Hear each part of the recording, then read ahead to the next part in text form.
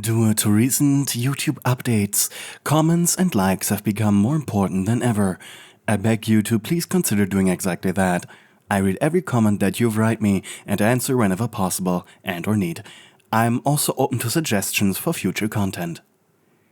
My videos are created without the use of AI, so please support your fellow human content creator against clanker slop. Thank you.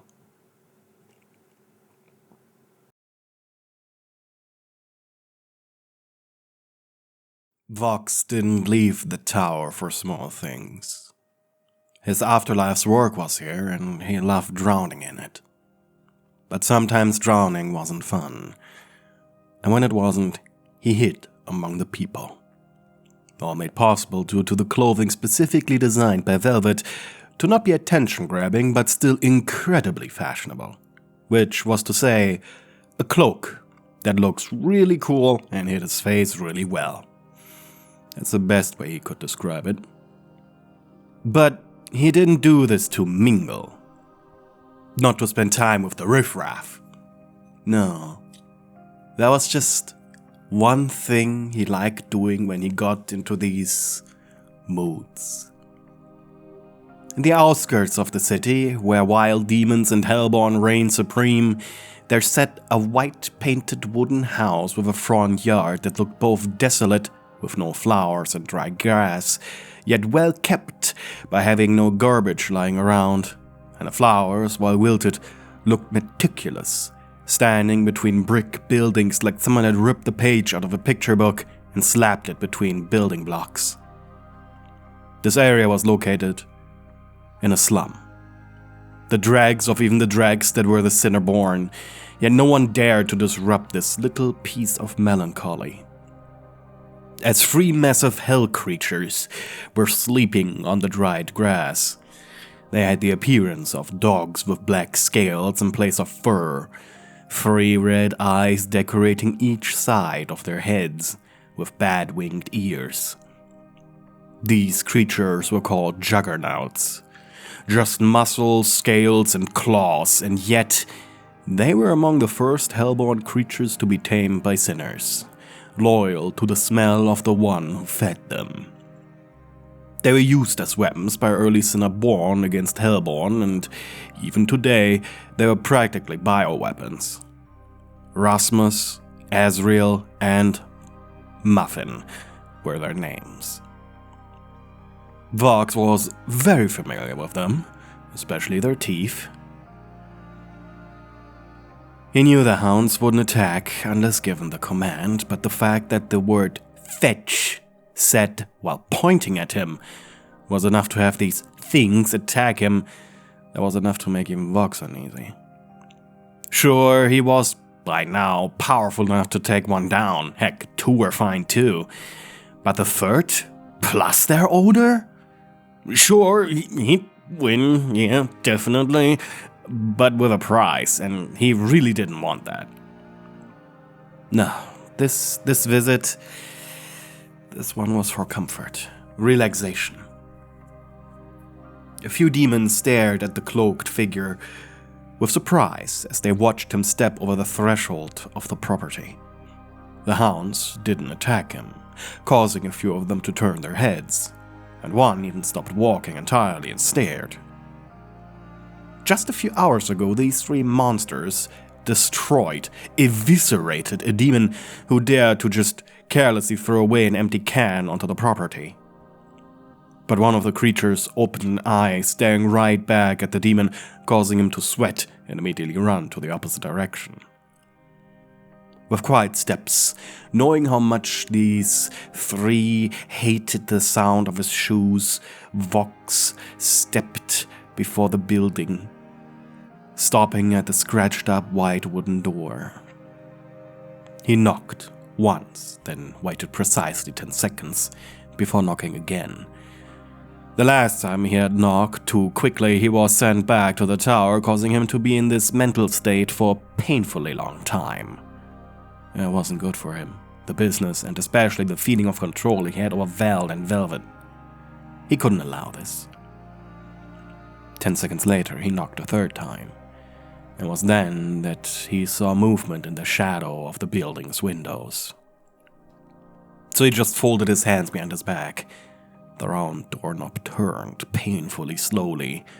The opening mechanism clicked and clinked until it finally opened. It didn't swing, as a singular golden chain attached to the door held it.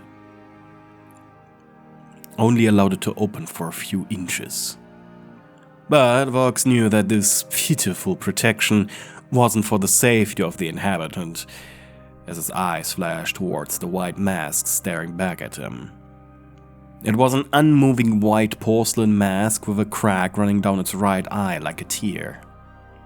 With doll-like lips and two big eyes, the mask tilted to the side. "What a surprise, kiddo," you mumbled barely audibly. "What brings you here?" Hearing your voice, the juggernauts on the lawn stirred but didn't do anything else. Your voice wasn't negative, so no need to do anything. The chain unlocked, allowing you to open the door fully. "Well, I suppose I have a few moments to share. It's been awfully quiet lately." Vox scoffed and snarked, "Maybe because of these mutts on your lawn." You snickered in response. "Hear that, boys? Our guest thinks a poor old woman should defend herself." One of the juggernauts stood up, staring at Vox with its piercing eyes, and the TV demon growled quietly. If anyone saw him fight you or these creatures, and not even lose, but get injured, that would be a media storm not even Velvet could fix in an evening. So he just followed you inside. The interior was fitting with the frugal appearance of the outside. The floor was carpeted in beige, the walls covered in simple brown wallpaper. Pictures hung on the walls, black and white as well as colored. A radio, which made Vox grumble as he looked away from it, played banjo music of all things. "You know, Granny, you really should think about upgrading." You scoffed. "I do have a TV and a computer, Voxy." He rolled his eyes. "Yeah, but like..." He grabbed one of the black and white pictures depicting a scene from World War II. "It's your memorabilia. It's a little outdated, isn't it?" Just a few little fun pictures to remind me when life was more fun." You sat down in a lounger inside your study. A cozy little place with a fireplace. A cozy little room with a fireplace. Finally, Vox got a good look at you. Demons, of course, didn't age. You still looked like the young demoness you were when you first had arrived in hell. Your age only showed in your demeanor and decorum, especially your decorum. But you liked it this way. In your eyes, you were the hottest granny in hell.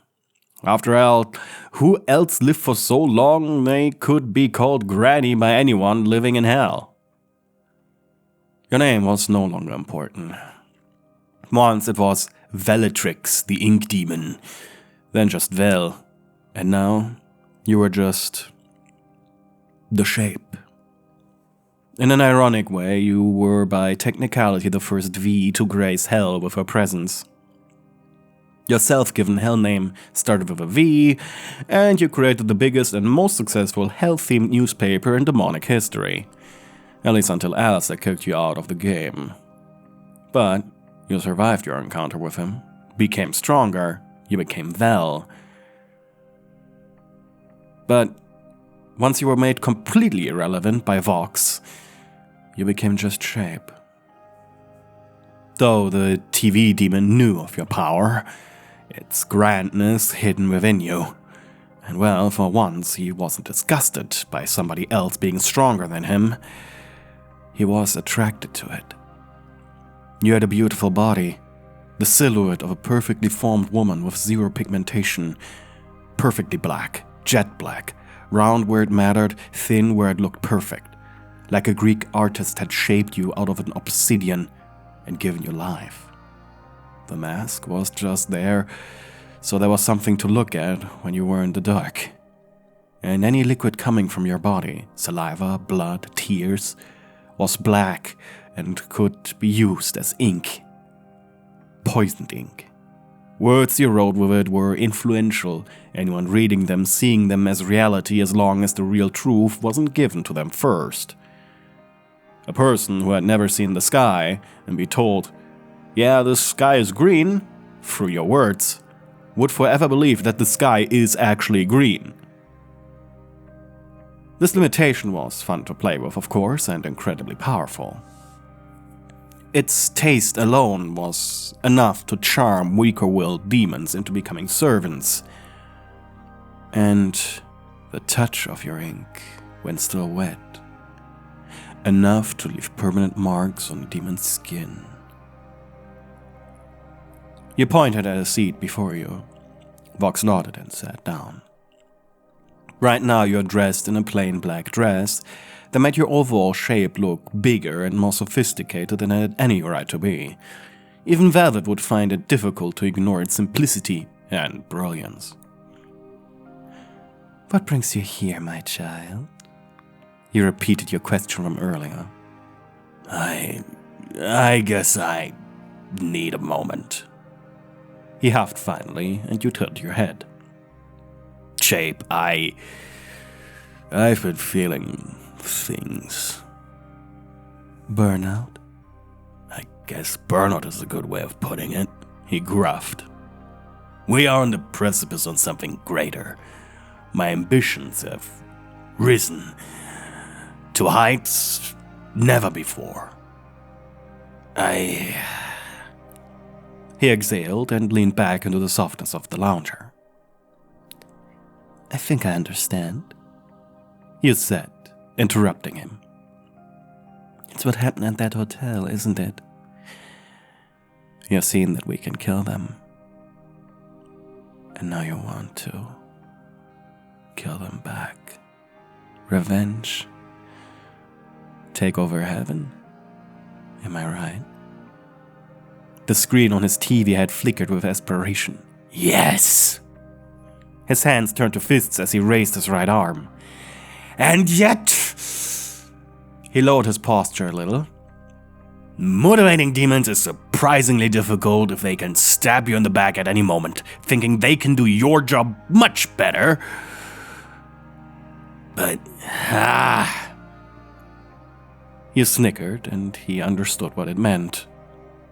So he just scoffed in response. "This is healthy," you finally said with a purr. "What do you mean?" "For you specifically. Reach the top, the real top. The literal top. Quickly. Efficiently. Fast. Before..." Your smile widened behind the porcelain. "We have an internet demon running about, right?" "Listen here, you!" He jumped up, but you raised a finger. "You know Granny hates it when you raise your voice, Voxy." He blinked, and you chuckled, standing up, slapping your thighs as you did so. "A proposal? You have until I finished making us tea to calm down, child. Okay?"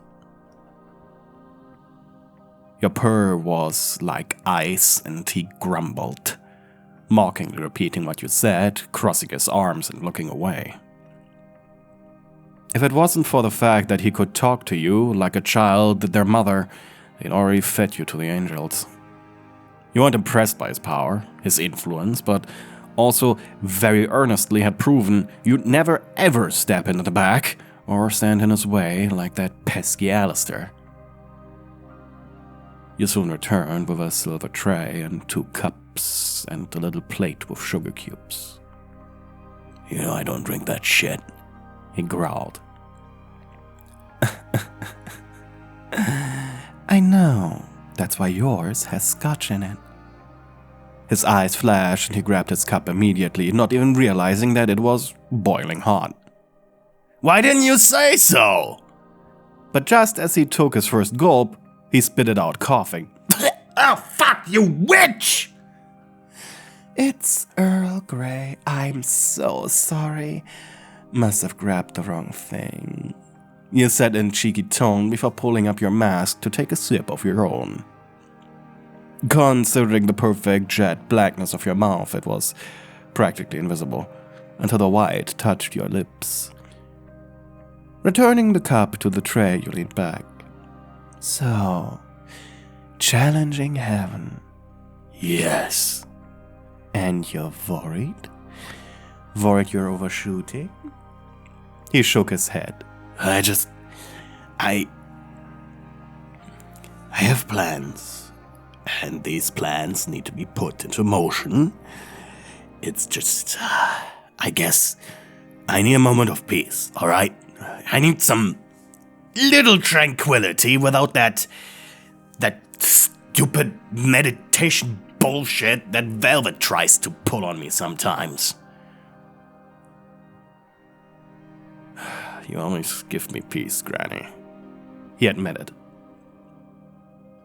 Smirking, you patted your lap, taking off your mask and placing it on a nearby stand. Vox blushed, a static shock going over his TV screen. But then he stood up. You were taller than him, so it didn't look all too awkward when he sat down on your legs like a child. Vox didn't speak at first. The static on his screen evened out, soft lines of color flickering, where his mouth would have been. You touch his shoulder, light as a spark. He doesn't pull away. The air hums quietly in the space between the two of you. It was never a sign of him. There's always that faint electric thrum, the noise of something that's always working even when it was to rest. You've grown to like it. Reminds you that he's alive in his own strange way. All that noise in your head, you murmured. Turn it down a little for a minute. He exhaled through the vents of his frame, the sound of a low hum that almost could be a sigh. The light on his screen flickers once and then steadies. When you guide his hand to rest over yours, his edges stop buzzing for once. He looks almost human again. Vox glanced up at you, the sharpness in his eyes dimming to something softer. You ever get tired of fixing my broken signals? His question came quietly. Every day. And yet, I still listen. He laughed under his breath, a quick pulse of static that trembled in the air. You always know how to pull the plug without killing the feed. You tilted your head. Maybe I just know where the volume knob is. Vox scoffed, the motion glitching his frame for a second before he relaxed again. The flicker of his screen painted your study in faint colors, red, blue, and pink, like a distant neon fog. The light shifted over your walls, the quiet hum of the radio still playing something gentle and old. Vox looked smaller now, shoulders slack, his confidence tucked away behind the glass. You'd seen him like this before years ago, when ambition hadn't yet devoured all of his fear. Beneath the sharp suits and the frame of the tower of noise, he was still just a demon who hated feeling powerless. You shifted closer, his head tilting slightly, the glow from the screen warning your porcelain mask. the glow from his screen warming your almost featureless black face. Your fingers trace the line of his sleeve, the static beneath it prickling faintly against yours. It's rare to see him like this, unguarded, no camera, no audience. It was just him and you. You're allowed to stop fighting the signal from time to time. It'll still be there when you come back. Vox stayed quiet for a long time. Then his voice came slow and steady. I just don't remember if I know how to stop. I'll remind you then. Your hand lifted, deliberate and steady. He doesn't move, doesn't breathe. He didn't move. He didn't breathe. The hum beneath his skin shivered when your fingers met glass. For a moment, you both just stay there, frozen in the glow. It feels fragile beneath that static, like a signal stretched too thin. You traced the edge of his jaw. It was the place where glass met plastic. It's cool, almost trembling. You follow the line upward, thumb resting near where his cheek would be if he still had one. The static fades to a faint, steady pulse. He exhales. Breathe with me. You purr, and he does. You can hear the current in his chest slow down, the sharp edges smoothing out into something softer. The flicker of his light settles into a warm gold. It painted your mask, red, amber, and violet. And that's when you leaned in. The first kiss was light and a simple test. It hummed against your lips, more electricity than touch. He flinched at the contact, then tilts his head forward as if the motion is instinct. You press again, slower this time, feeling the warmth seep through the glass. The hum deepens. Static rolls over your body like goosebumps. The ink in your lips stirring faintly from the heat. Invisible but still potent. It moved through him in soft ripples, dulling the chaos within, quieting the endless noise. He felt it in an instant, his thoughts slowing, his pulse sinking to yours. You can sense that he changed. The jagged aura that always surrounds him folds inward. The room felt smaller, quieter, and safer. He sighed through the vents in his chest, the sound almost tender. Don't stop, he murmurs, and it came out as a half-static, half-play. And so you didn't. The next kiss lasted longer. His screen glowed brighter as you moved against him. Small motions, patient, deliberate. Your hands resting on either side of his neck, holding him in place as the hum steadied to a low, rhythmic pulse. Each contact left a faint shimmer of ink behind, like fingerprints of calm pressed into his body. His fingers twitched at his sides before finally finding your waist, uncertain, but seeking warmth. You pulled back just enough to speak, your voice barely above a whisper. See, it doesn't hurt anymore, does it? It's quiet now, right?